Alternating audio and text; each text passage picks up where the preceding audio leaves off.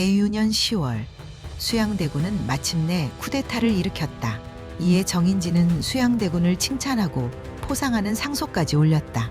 이 모든 일은 왕이 어린 것을 빌미로 벌어진 일이다. 궁 안에서 수양대군의 공을 치하하기 위한 할애잔치가 벌어지고 있던 그때 궁 밖에서는 역적의 누명을 뒤집어 쓴 신하들의 자손이 참혹하게 학살당하였다. 여자들은 관비로 삼고 남자들은 하나도 빠짐없이 죽였다.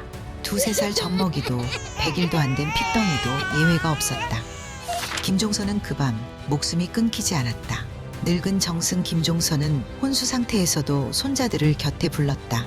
대장부답게 웃고 죽을지언정 죽기를 두려워하는 빛을 보이지 말아라. 하지만 수양대군은 김종서의 죽음을 재차 확인하기 위하여 이홍상을 보냈다. 김종서의 며느리 허씨는 무례한에게 발길질을 당하면서도 시아버지 김종서를 지키고자 했다. 너희들이 어떤 놈들이건데 대신댁 내정에 난입하여 이 야료란 말이냐? 목숨이 아깝거든 냉큼 물러가라.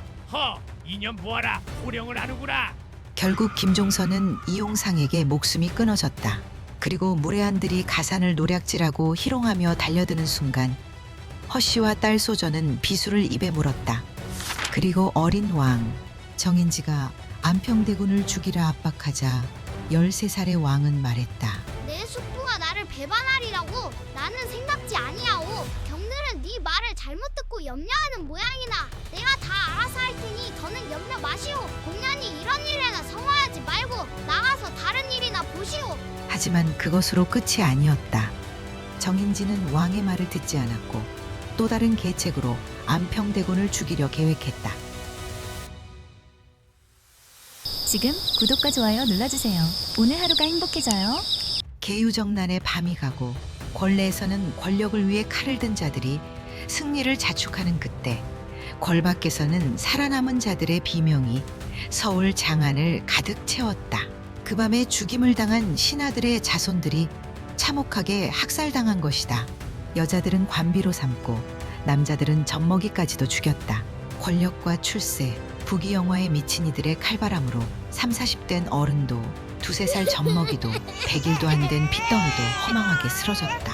어른들은 뒷짐 결박을 지우고 상투를 풀어 수레에 싣고 역적 아무개의 아들이나 손자 아무개라고 큼지막하게 쓴 패를 달고 장안 대도상으로 끌고 다녔다.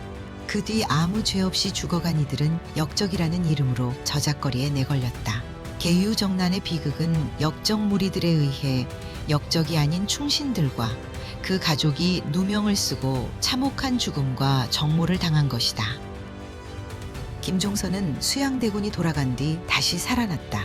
정신이 들자 곧 이의 전말을 알고는 상태가 위중함에도 입궐하려 하였다. 그러나 이보다 먼저 원구가 김종서의 집에 왔다가 곧장 성문에 달려갔다. 정부에 아뢰어라. 정승이 죽을 지경이니 상감께 아뢰어 약을 내리시게 하라. 하지만 이미 한 명의 명을 받은 군사가 사대문을 봉쇄하였으므로 소용없었다.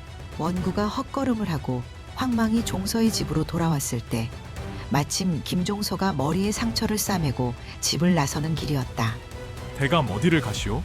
오, 자넨가? 대감 이미 성문이 닫혔습니다. 한 명의 군사들이 사방을 에워쌌소이다. 지금 수양이 난을 일으키는 모양이니 속히 입궐해야겠네. 국가에 큰 변이 날 모양이니 모두 내 불찰일세. 시각이 바쁘니 지체할 수가 없네. 어서 가세. 그러나 그 또한 헛걸음을 하고는 집에 돌아오는 길로 다시 혼수 상태에 빠졌다. 승규 있느냐? 승규는 이미 그 밤에 죽었다. 아버지는 아들의 죽음을 알지 못했다. 소헌 내어라. 상감께서 부르신다. 눈앞에 상감을 보는지 두 손을 들어 읍하였다. 며느리 허씨는 눈물을 삼키며 그의 곁을 지켰다. 내가 죽은 뒤에 나를 역적으로 몰고 너희들을 다 죽일지도 모른다. 그러나 그런 일을 당하더라도 대장부답게 웃고 죽을지언정 두려워하는 빛을 보이지 말아라. 손자들을 불러 유운을 하니 손자들은 울음을 참으며 고개를 끄덕였다. 하지만 날이 밝기도 전에 이홍상이 나졸 수십 명을 이끌고 대문을 박차고 들어왔다. 며느리 허씨는 침착하게 시아버지를 승규의 시신과 가지런히 눕히고 죽은 사람 마냥 혼이불로 얼굴까지 덮고 소병풍을 둘러놓았다. 하지만 소용없었다.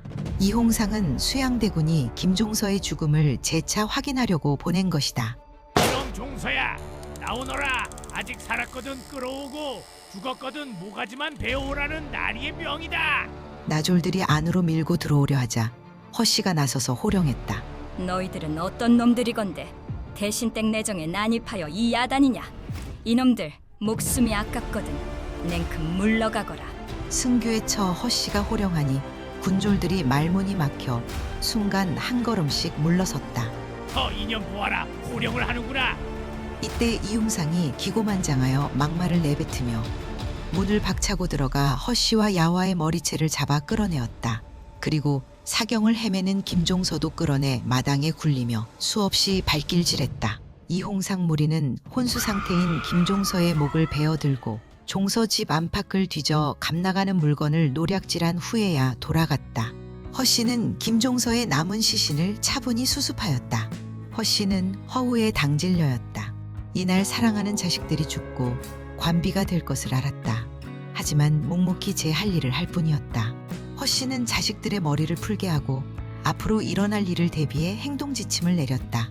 그리고 집에 남아있는 비복들에게 종문서와 약간의 재물을 주어 속량시키고 만일 뜻이 있거든 후일에 선대감 이하 가족들의 시신을 묻어달라 부탁하였다.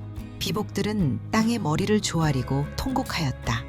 상전댁이 대대로 공덕을 쌓았거늘 어찌 일이 될 수가 있느냐. 그러나 금부도사가 나졸들을 이끌고 다시 나타났다. 수양대군이 가장 두려워했던 호랑이 김종서였기에 그 가족들은 더 참혹한 꼴을 당했다. 이놈들아, 꼼짝 말고 죽은 듯이 있으렸다. 꼼짝만 해봐. 가만두지 않을 줄 알아라. 금부 나졸들은 가족들이 모여 앉은 방에 달려들어 어른이고 아이고 머리채를 끌어내어 결박하고 발길로 찼다. 무례하니 야화와 승규의 딸 소저를 희롱하며 달려드는 순간 허씨 부인과 소저는 품에서 비수를 꺼내 자결하였다. 야화도 역시 바로 그 뒤를 따랐다.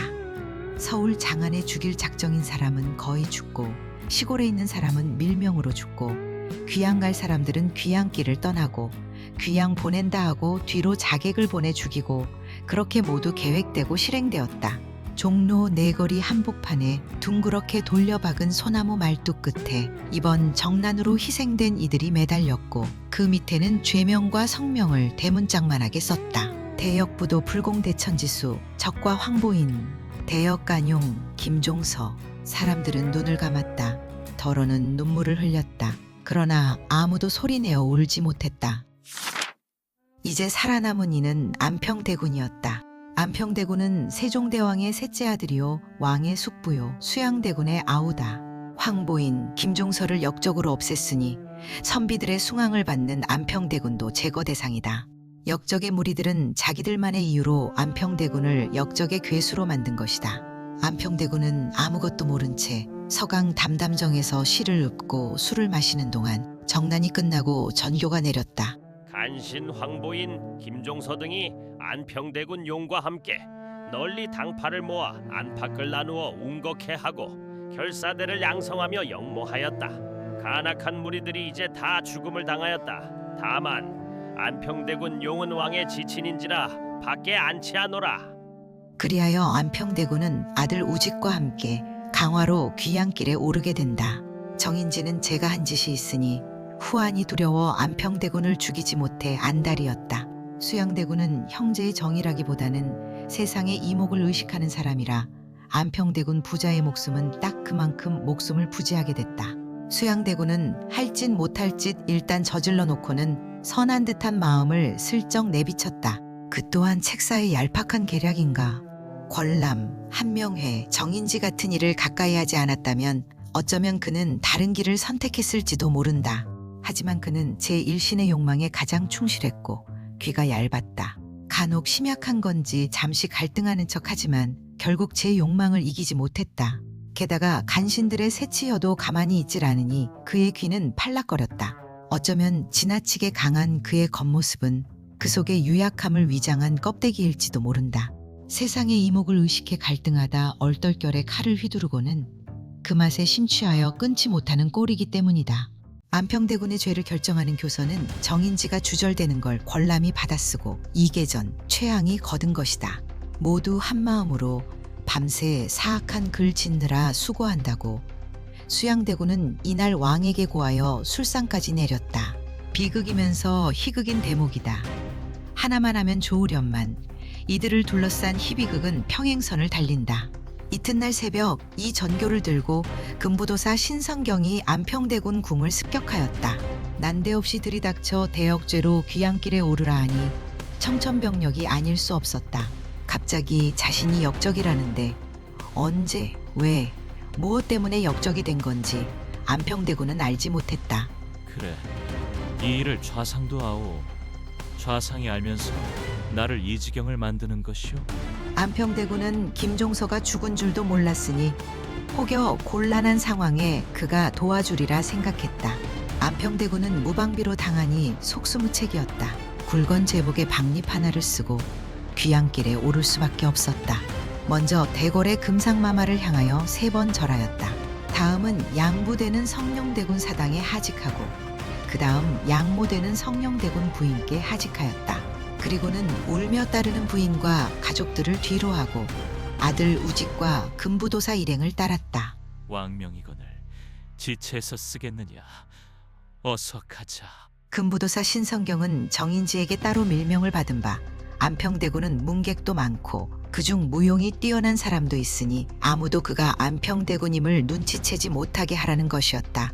만약 무슨 일이 생기면 마음대로 처치하라는 지극히 사적인 밀명도 함께였다. 이는 가는 길에 아무 핑계나 대고 안평대군을 없애라. 그럼 네 공로를 알아주마 하는 것이었다. 아침 찬바람에 길을 나섬에 안평대군은 다시 돌아올지 알 수 없는 장안을 한번 돌아보고는 눈물을 흘렸다. 신성경은 안평대군의 정체를 들킬까 하여 수로를 택하여 강화로 갔다. 이렇게 안평대군을 내쫓았으나 그것으로 만족할 정인지가 아니다. 그를 살려두면 훗날 반드시 그의 모가지를 향해 칼날이 날아들 것이기 때문이다. 하여 정인지는 어떻게든 안평대군이 천하인심을 수습할 기회를 차단하고 서둘러 제거할 생각뿐이었다. 그래서 그날로 권준을 대사헌, 이계전을 대사관으로 삼아 그들로 하여금 어린 왕에게 장계를 올리게 하였다. 안평대군 용은 역적 괴수이오니 어찌 한나라에 같이 저으리까? 청컨대 죄를 드러내고 배소서. 이 글은 상소 잘하기로 유명한 이계전이 지었다. 안평대군의 죄를 조작하느라 수천자의 문장을 낭비했다. 그것도 제주다. 장계가 오르자 도승지 최항도 왕에게 그 장계대로 허락하시도록 아뢰었으나 왕은 노기를 띄었다. 안평숙부가 무슨 죄가 있기에 죽인단 말이냐? 왕은 커다란 글자로 불윤이라 쓰고 내던졌다. 윤허하지 않는다는 것이 왕의 뜻이다. 곁에 있던 수양대군과 최항은 얼굴이 흑빛이 되어 물러났다. 어떻게 하시려? 정인지가 수양대군을 향하여 물었다. 곁에는 신숙주, 최항, 이계전이 있었다. 서울서 내쫓았으면 그만이지. 무엇을 더한단 말이오? 수양대군은 귀찮은 듯 말했다. 정인지는 눈을 감고 입을 꾹 다물었다. 일이 돌아가는 모양새를 지켜보던 신숙주가 정인지를 도와 냉큼 나섰다. 그렇지 아니하외다. 안평대군의 명성으로는 어디든지 반드시 인심이 따를 것이외다. 천하인심이 안평대군에게로 향하면 그때는 막을 도리가 없을 것이외다. 비록 나리께서 인자하신 마음에 고륙의 정을 차마 끊지 못하는 것이겠지만 대의멸친이외다. 국가대사를 위하여는 사사로운 정은 못 돌아보는 것이외다. 신찬성 말씀이 지당하외다. 이때 대사관 이계전이 촉새처럼 나선다. 그렇기로선 아무 죄도 없는 사람을 어떻게 죽인단 말인가? 수양대군은 괴로운 낯빛으로 말했다. 잠시 아무도 말이 없었다. 죄가 없기에 반드시 죽여야 하는 것이외다. 정인지가 감았던 눈을 뜨며 말했다. 안평대군이 진실로 죄가 있다면 백성의 마음이 따르지 아니할 것이니 무슨 걱정이겠소? 하지만 죄 없이 누명을 쓴지라 백성의 마음이 그에게 향하는 것이요 백성의 마음이 안평에게로 향하면 자연히 나리를 원망하게 되는 것이 왜다. 그러니 백성의 마음이 안평에게 가기 전에 화근을 끊어버리는 것이 지당하오. 좌의정 말씀이 지당하외다. 오히려 만시지탄이오이다. 나리께서는 안평대군이 죄가 없다 하시지만 어찌 죄가 없다고 할 수 있사오니까. 죄를 꼽으면 부지기수일 것이오. 죽을 죄를 보더라도 죄목이 부족하지는 않을 것이외다. 무죄하기로 말하면야 황보인 김종선은 무슨 죄가 있었어? 그렇지만 다 죽을 죄가 있어서 죽은 것 아니오? 그러니까 안평대군도 죽을 죄가 있는 것이 분명하외다. 이계전의 이 말에 모두 웃었다.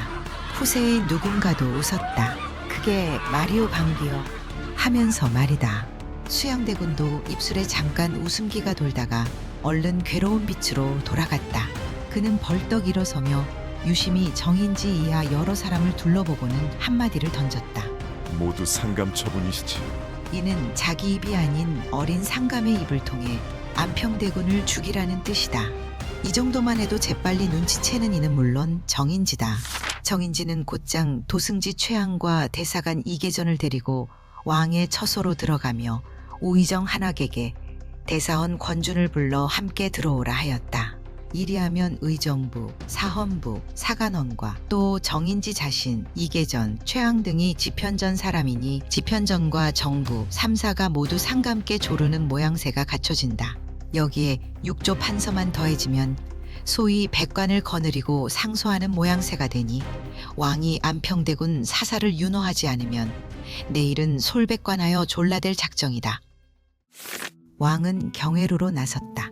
지난 이틀이 마치 20년이나 흐른 듯 어린 왕에게는 힘든 시간이었다.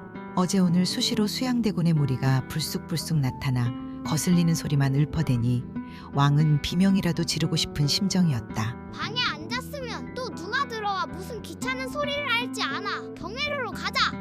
내려치는 서리에 연잎은 그새 다 말라서 찬물 위에 처량하게 떠 있었다. 헤엄치는 잉어의 몸짓에 흔들려 맑은 진주되어 떨구던 이슬은 어디 남았는고. 한아름 불그레한 꽃봉오리, 온 세상을 다 덮을 듯하던 향기, 이제 다시 찾을 곳이 없다. 왕의 어린 마음에는 까닭 모를 슬픔이 밀려왔다. 왕이 연단물을 물끄러미 들여다볼 때 정인지가 왕의 교의 뒤에 와서 허리를 굽히고 섰다. 좌의정 정인지 아래요. 왕은 꿈에서 깬 듯 고개를 돌렸다. 그리고 한숨 지었다. 정인지를 보면 왠지 뱀을 보듯 소름이 돋았다. 그러나 왕은 대신을 공경하는 예로 일어나 정인지를 마주하였다. 상감께 아래요. 안평대군은 지친이면서 불온한 뜻을 품어 수양대군의 충성이 아니었다면 그 대역 부도하고 흉악한 손이 하마터면 성상을 범할 뻔하였사옵니다. 이런 대죄인을 살려두시면 장차 난신적자를 어찌 다스리오. 또 안평대군은 사당이 만사온즉 무슨 흉계를 꾸며 나라를 어지럽힐지 모르니 제거하는 것이 지당한가 하오. 왕은 인지를 흘겨보며 소리쳤다. 그러면 어찌하란 말이오? 정인지는 조금도 서슴지 않고 말했다. 안평대군은 죽어야 마땅하오. 왕은 정인지의 그 간사한 얼굴을 한참 들여다보았다. 정인지는 왕의 시선이 닿는 뺨이 간질거렸지만 안평대군을 없애야 한다는 일념으로 버티고 섰다. 아무 죄도 없는 사람을 죽이라고 할 수 없어. 설사 안평 숙부가 무슨 죄가 있다 하더라도 내 숙부를 내 손으로 죽일 수는 없어. 왕은 딱 부러지게 정인지의 청을 거절하였다. 좌찬성 신숙주 아래요. 지친을 참아 법에 두지 못하심은 성덕이시오나 사사로운 정은 정이요 국사는 국사이옵니다. 사사로운 정으로 국사를 그르치지 아니하심이 더욱 크신 성덕인가 하오. 안평대군은 신인이 공로하는 대죄인이었고 지금 천하가 다 그를 죽이는 게 마땅하다 하옵니다. 그러하오니 지친의 사사로운 정에 얽매여 국가의 대죄인을 살려두시면 장차 국가에 큰 화근이 될 뿐더러 성덕에 누가 될까 걱정되옵니다. 신숙주는 안평대군을 죽여야 한다고 거드는데 조금도 주저함이 없었다. 그러나 왕은 고개를 저었다. 아무리 생각해도 죄 없는 숙부를 죽이는 것이 나라에 도움될 리도 없고 또 성덕이 될 리도 없는 것이다. 내 숙부가 나를 배반하리라고 나는 생각지 아니하오. 내가 안평 숙부를 사모하고 믿으니 안평 숙부도 나를 위하리라고 했소. 경들은 네 말을 잘못 듣고 염려하는 모양이나 내가 다 알아서 할 테니 더는 염려 마시오. 공연히 이런 일에나 성화하지 말고 나가서 다른 일이나 보시오. 왕은 귀찮다는 듯 불쾌한 낯빛으로 고개를 돌려 연당무를 바라보았다. 정인지 이하 여러 사람은 왕의 그 말에 놀랐다. 그 말의 노성함이 13살 되는 어린 사람의 말이라고 보기 어려운 까닭이다. 정인지의 눈은 뱀의 그것처럼 표독스럽게 빛났다. 왕을 가까이 모시는 나인이나 내시 중 말 꽤나 할 만한 사람이 누구인지 머릿속으로 훑었다. 그리고는 물러나가는 길로 모두 색출하여 내쫓아버리고 왕의 지친 또한 권례 출입을 금하기로 마음먹었다. 양씨가 문제군. 양씨도 치워버려야 한다. 왕이 혜빈 양씨를 믿고 따르니 인지는 그것 또한 못마땅했던 것이다. 양씨가 왕께 여러 가지 꾀를 일러 바치는지 모른다.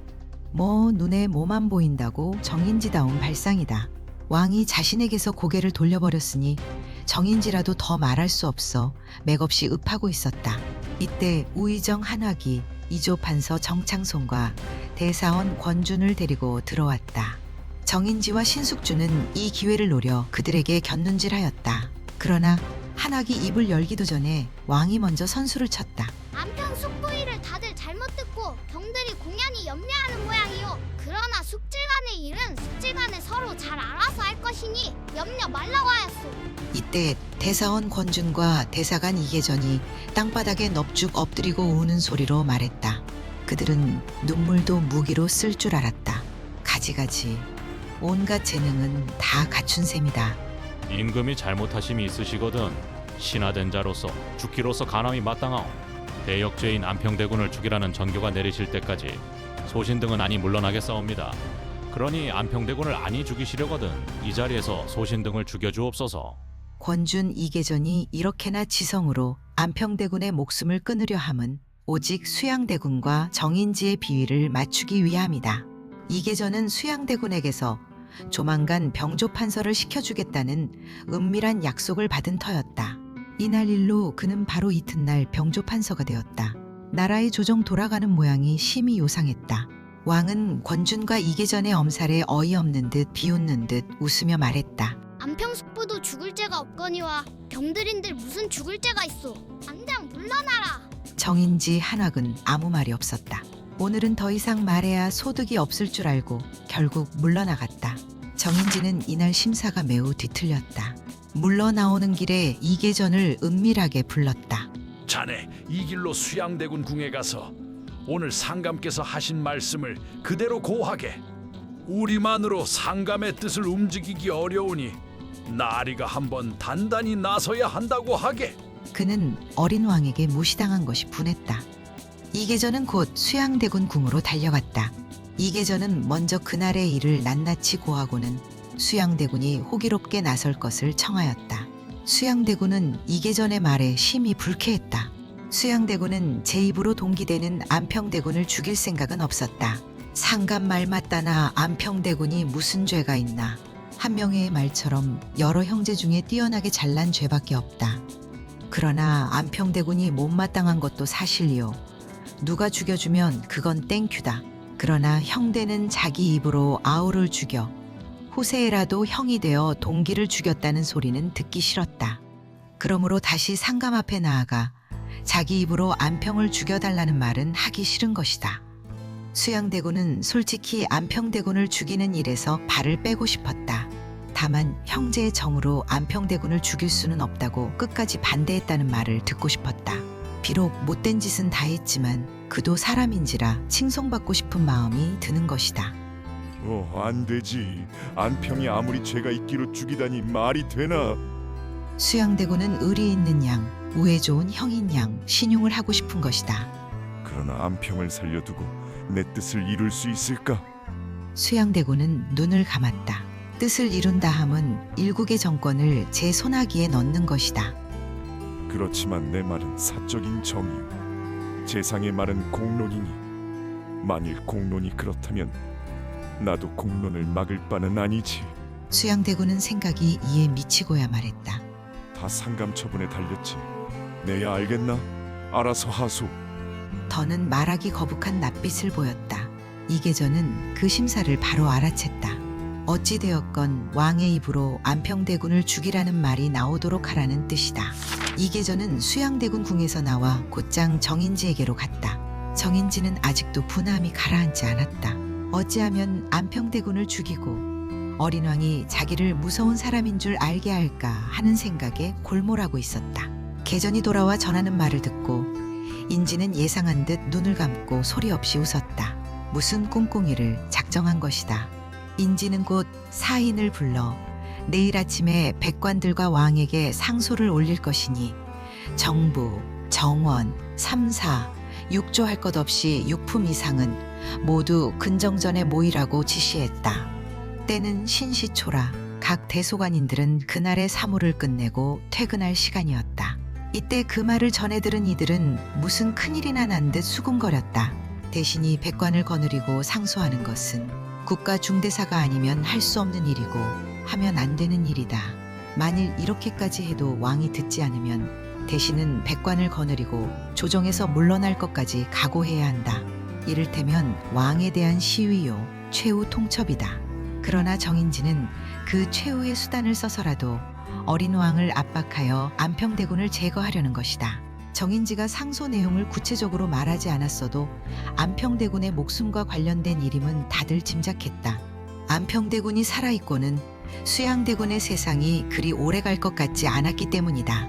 백관 중에는 안평대군 궁에 출입하던 이도 있고 또 직접 만나지 않았어도 마음으로 안평대군을 사모하던 이들은 부지기수요. 더구나 안평대군이 누명 쓴 것을 모르는 이는 없었다. 이들은 장차 어떠한 태도를 취할 것인가. 의를 품은 자들은 아직 죽지 않았다. 그 밤 집현전 학사들 사이에서 무언가 꿈틀거리기 시작했다. 지금 구독과 좋아요 눌러주세요. 오늘 하루가 행복해져요.